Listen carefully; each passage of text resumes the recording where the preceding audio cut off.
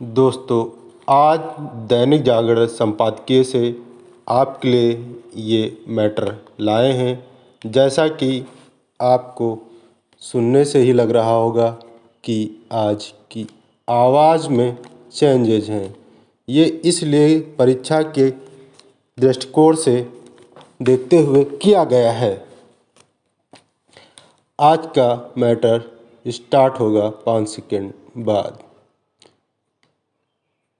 यह अच्छा हुआ कि भारत सरकार धान की जगह दालें, मक्का और कपास उगाने वाले किसानों से न्यूनतम समर्थन मूल्य यानी एमएसपी पर उनकी पूरी उपज खरीदने की योजना लागू करने जा रही है। यह वही योजना है जिसका प्रस्ताव केंद्रीय मंत्रियों ने पंजाब के किसान संगठनों को तब दिया था जब वे अपनी मांगों पर जोर देने के लिए दिल्ली कूच की तैयारी कर रहे थे। उस समय पहले तो किसान नेताओं ने यह कहा कि वे इस पर अन्य कृषक नेताओं और कृषि विशेषज्ञों से विस्तार से विचार करेंगे, लेकिन फिर याकायक उन्होंने उसे ठुकरा दिया। ऐसा करके उन्होंने एक अवसर गंवाने का ही काम किया। यह उचित ही है कि पंजाब के किसान संगठनों की बेरुखी के बावजूद केंद्रीय मंत्री पीयूष गोयल ने यह स्पष्ट किया कि इस योजना को अगले सीजन से देश भर में लागू किया जाएगा।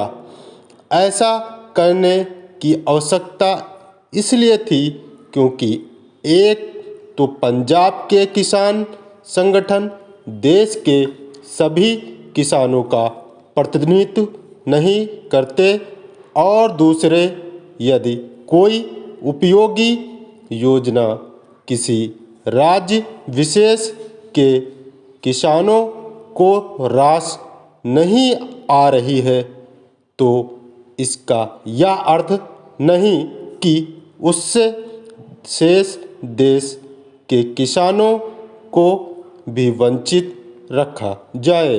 बेहतर होता कि पंजाब के किसान संगठन इस योजना पर सकारात्मक रवैये का परिचय देते। पंजाब देश के उन राज्यों में शीर्ष पर है जहां ज़रूरत से ज़्यादा धान पैदा किया जा रहा है। धान उगाने में पानी की कहीं अधिक खपत होती है।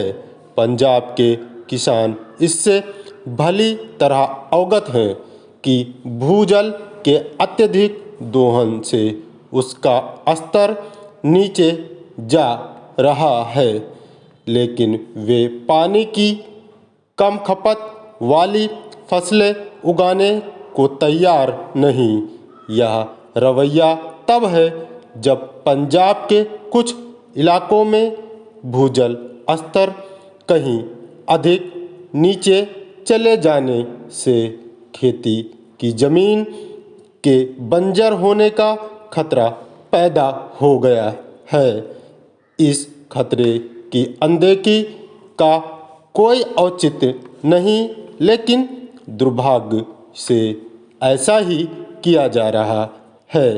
देश के किसी भी हिस्से के किसान हो, यह ठीक नहीं कि वे उन फसलों को उगाने की जिद पकड़े रहें जिनकी मांग कम है और जिनमें पानी की भी कहीं अधिक खपत होती है।